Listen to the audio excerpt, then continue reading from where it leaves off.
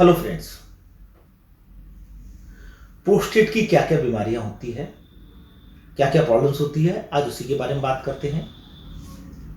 मैं doctor Mukesh Kumar Vijay, senior consultant urologist and endologist in heal care super speciality private limited, Bhawanipur. यह video मैंने awareness के लिए बनाया है कि प्रोस्टेट में क्या क्या बीमारियां हो सकती है, क्या क्या प्रॉब्लम्स हो सकती हैं, कब आपको डॉक्टर से कॉन्टेक्ट करना चाहिए। प्रोस्टेट ओनली पुरुषों में पाया जाता है, महिलाओं में ये नहीं होता है। ये यूजुअली एक नींबू के जैसा या वॉलनट शेप की ग्लैंड होती है।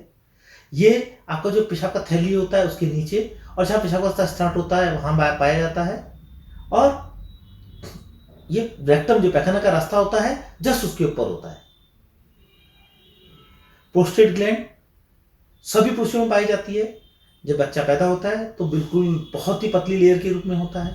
जब वो 25 साल की उम्र में होता है तो उसका पूर्णतः विकसित हो जाती है, जिसका वेट 10 से लेके 18 ग्राम के बीच में होता है। लेकिन जैसे जैसे उम्र बढ़ती है प्रोस्टेट का वेट बढ़ता ही बढ़ता है, प्रोस्टेट अपना साइज बढ़ाता ही बढ़ाता है। ये सभी पुरुषों में प्रोस्टेट बढ़ता है, किसी का कम किसी का ज्यादा, ये अलग बात है। ये डिपेंड करता है कि आपका हेरिडिटी कैसा है, आपकी शरीर में हार्मोनल चेंजेस कैसे हुए हैं। तो ये प्रोस्टेट अपना शेप और नॉर्मल साइज में आता है 25 ईयर के आसपास और 35-40 बाद में बढ़ना स्टार्ट हो जाता है। जैसे आपके बाल बढ़ते हैं वैसे प्रोस्टेट भी सबका बढ़ता है।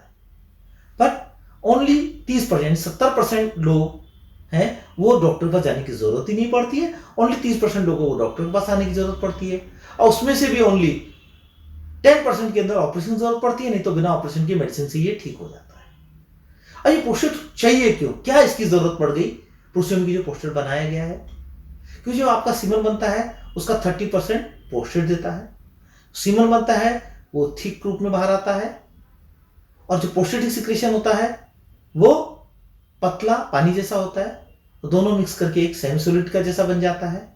और प्रोस्टेटिक सिक्रेशन कुछ न्यूट्रिशन होते हैं जैसे जिंक, फ्रुक्टोज, जो कि आपके स्पर्म को जिंदा रहने के लिए न्यूट्रिशन देते हैं।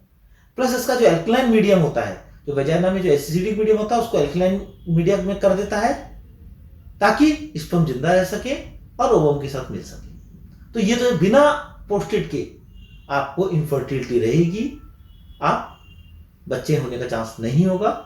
तो उसके लिए प्रोस्टेट ग्रंथि बहुत जरूरी है। अब प्रोस्टेट में क्या क्या प्रॉब्लम होती है? नॉर्मली प्रोस्टेट उम्र के साथ सबका बढ़ता है, जिसे हम बिनाइन प्रोस्टेटिक हाइपरप्लेजिया कहते हैं, जिसकी वजह से आपको पेशाब में प्रॉब्लम होती है। जैसे कि आपको बार बार पेशाब जाना पड़ता है, रात को बार बार जाना पड़ता है, अर्जेंसी रहती है, अर्जेंट कॉन्टिन्यूस रहती है, पेशाब की धार कम हो जाती है, आपको प्रेशर दे दे के पेशाब बाहर करना पड़ता है, पेशाब कंप्लीट नहीं होता है, पोस्ट ड्रिबलिंग के रूप में पेशाब आता है, पेशाब स्टार्ट करने में कभी और समय लगता है कि आपको स्टार्ट करने में 30 सेकंड से 1 मिनट तक लगता है, फिर पेशाब स्टार्ट होता है। ये सब प्रॉब्लम प्रोस्टेट के एनलार्जमेंट की वजह से होती है। 2 नंबर पे होता है प्रोस्टेटाइटिस, जो कि यंग पुरुषों में हमने देखा 20 से 40 साल की उम्र में ये यूजुअली पाया जाता है। इसमें प्रोस्टेट में इन्फ्लेमेशन हो जाता है, उसकी वजह से पेशेंट को सब समय पेशाब के रास्ते में जलन रहती है, तलपेट में जो लोअर पार्ट होता है पेट का उसमें दर्द रहता है, उसमें जलन रहती है, स्पर्म बाहर करते समय इजैकुलेशन के टाइम पे बर्निंग सेंसेशन होता है, टेस्टिस में पेन होता है, पेरिनियम में पेन होता है। ये पेन हमेशा ही होता रहता है और पेशेंट का पूरा ध्यान उसी तरफ रहता है, उसका कोई कंसंट्रेशन से काम नहीं कर पाते हैं। उसकी भी एक मैंने डिटेल वीडियो मेरे इस यूट्यूब चैनल में बनाई हुई है, जो आप प्लेलिस्ट में जाके देख सकते हैं प्रोस्टेटाइटिस के नाम से। 3 नंबर होता है प्रोस्टेट कैंसर। प्रोस्टेट कैंसर एक कॉमन बीमारी है पुरुषों के अंदर, जो कि यूजुअली 50-60 साल की उम्र के बाद में पाया जाता है। उसके लिए हम पेशेंट को बोलते हैं आप रेगुलरली 40 साल प्लस में है तो डिजिटल रेक्टल एग्जामिनेशन करवाना चाहिए।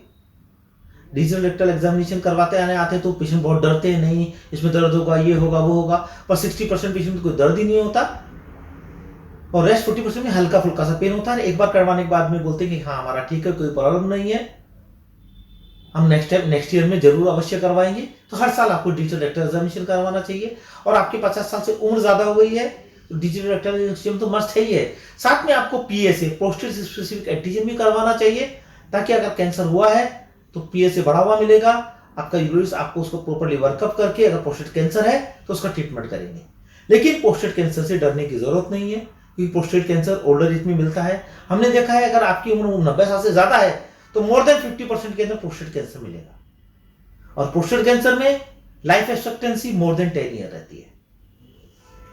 और लास्ट में होता है प्रोस्टेटिक एब्सेस। यूजुअली हम देखा है कि डायबिटिक पेशेंट होते हैं, उसमें पेशाब का इन्फेक्शन होके प्रोस्टेट के अंदर एब्सेस हो जाता है। ऐसी कंडीशन में पेशेंट को रिटेंशन ऑफ यूरिन हो जाता है, उसको हाई ग्रेड फीवर आने लग जाता है। ऐसे पेशेंट के अंदर आपको इस प्रोस्टेटिक एब्सेस को सर्जरी के द्वारा ड्रेनेज करना पड़ता है, प्लस हाई एंटीबायोटिक्स देके, इंजेक्टेबल एंटीबायोटिक्स देके उसको सुखाना पड़ता है।